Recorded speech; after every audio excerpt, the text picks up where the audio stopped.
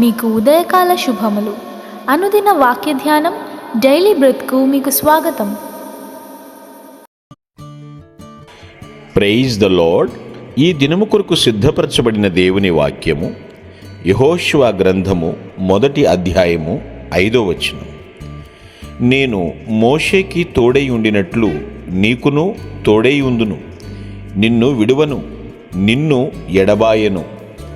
ప్రభునందు ప్రియులారా, ముందుగా మీకు హృదయపూర్వక వందనములు తెలియజేస్తూ ఉన్నాను.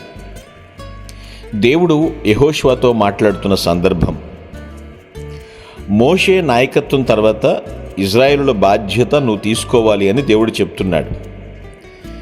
మోషే తర్వాత యెహోషువ ఇజ్రాయేలుకి నాయకుడయ్యాడు. 20 లక్షల మందికి పైగా ఉన్నటువంటి జనాంగాన్ని ఒక అపరిచిత దేశంలోనికి నడిపించేటువంటి బాధ్యత, దాన్ని గెలవాలి. ఇది అతనికి ఇవ్వబడినటువంటి క్రొత్త బాధ్యత.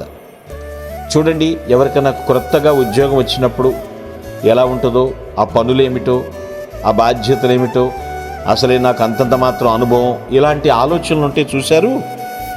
ఈ విధంగా యెహోషువ ఉన్నాడు. ఒక సవాలు అన్నమాట ఇది. అయితే దేవుణ్ణి కలిగి లేకపోతే నిజంగా అది భయం కలిగించేదేనండి. దేవుడు మనతో ఉంటే అదే గొప్ప అనుభవం అన్నమాట. దేవుడు యెహోషువతో ఉన్నట్లుగానే క్రొత్త సవాళ్ళని ఎదుర్కొంటానికి సిద్ధపడుతున్నాడు. ఆ ప్రభువే మనతో కూడా ఉన్నాడు. రాజ్యాలను గెలిచే పని మంద కాకపోయినప్పటికీ ప్రతిరోజు మనము ఎదుర్కొనే క్లిష్ట పరిస్థితులు, మనల్ని అర్థం చేసుకోలేనటువంటి మనుష్యులు, ఎదురయ్యేటువంటి శోధనలు, వీటన్నిటిలోనూ కూడా దేవుడు మనతో ఉన్నాడు అన్న సంగతి మర్చిపోకూడదు. ఎల్లప్పుడూ కూడా మనకు సహాయం చేయట్లో వెనకాడను అంటున్నాడు దేవుడు. ఎంత గొప్ప వాగ్దానం కదండి ఇది. చాలా గొప్ప వాగ్దానం. మోషేకి తోడై ఉండినట్లు నీకును తోడై ఉండేదును అని యెహోషువతో అన్నాడంటే క్లుప్తంగా ఎంత వాగ్దానం చేశాడో అర్థం చేసుకోవాలి. ఇంతకుముందు వాగ్దానం చేయటం మనకు కన్ఫర్మేషన్ వచ్చింది. ఇంతకుముందు ఎన్నడూ కూడా మనల్ని ఎప్పుడూ విడిచిపెట్టలేదు కదా. దేవుని నమ్మకత్వం వ్యక్తిగతంగా యెహోషువ తెలుసుకున్నాడండి. అతని పేరు కూడా ఆ సత్యాన్ని జ్ఞాపకం చేస్తుంది. ఏమిటి అతని పేరు? యెహోషువకు ముందు పేరు హోషేయ. హోషేయ అంటే అర్థం రక్షణ. కానీ మోషే ఏం చేశాడంటే ఆ పేరును మార్చి యెహోషువ అని పెట్టాడు. యెహోషువ అంటే అర్థం రక్షణ యెహోవాదే. కానాను పట్టణాన్ని వేగు చూడటానికి పంపబడినప్పుడు ఎలాంటి సిచ్యువేషన్స్ ఉన్నప్పటికీ కూడా యెహోషువ అక్కడి నుంచి మంచి పాజిటివ్ మెసేజ్ తీసుకొచ్చాడండి. అనుకూల సమాచారం తెచ్చాడు, ధైర్యం చెప్పాడు. అక్కడే దేవుడికి బాగా నచ్చేశాడు యెహోషువ. దేవుడు సంతోషించాడు అతని పట్ల. ఎందుకంటే నమ్మకస్తుడిగా కనపడ్డాడు దేవునికి యెహోషువ.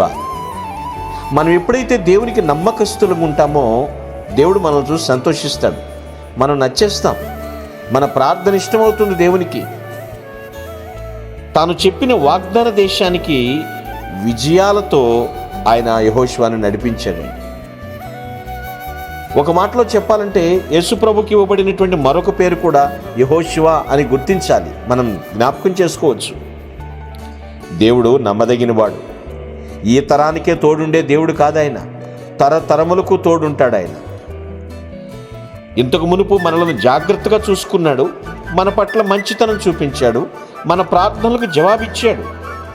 మన ముందు ఆగమ్య గోచరంగా గాఢాంధకారపు చీకటి ఉన్నప్పుడు కూడా ఆయన మనల్ని నడిపించాడు. ఇంతకు ముందు చేసినటువంటి దేవుడు ఇప్పుడు చేస్తాడు, ఇప్పుడు తోడుంటాడు. ఆ దేవుణ్ణి మనం సేవిస్తున్నాం కాబట్టి శ్రమలో నుండి తప్పిస్తాడు. శ్రమలన్నిట్లో నుంచి మనం ప్రయాణిస్తున్నప్పుడు మనతో ఉంటాడు. మనం చేయవలసిన పని ఏమిటో తెలుసా? కేవలము విశ్వసించుట. కేవలము విశ్వసించుట, ఇదే మనం చేయవలసిన పని. నమ్మదగిన నాయకుడా, నిన్ను తప్ప నేను ఎవరిని నమ్మగలను ప్రభువా అంటూ ఆయన విశ్వసించాలి. నీకే క్రొత్త బాధ్యతలు దేవుడు అప్పగించిన అనుభవం లేనప్పటికీ కూడాను ఆయన నీతో ఉన్నాడు అన్న సంగతి మర్చిపోవద్దు. గతకాలం ఉన్నటువంటి దేవుడు ఇప్పుడు కూడా నీతో ఉంటాడు, నిన్ను నడిపిస్తాడు.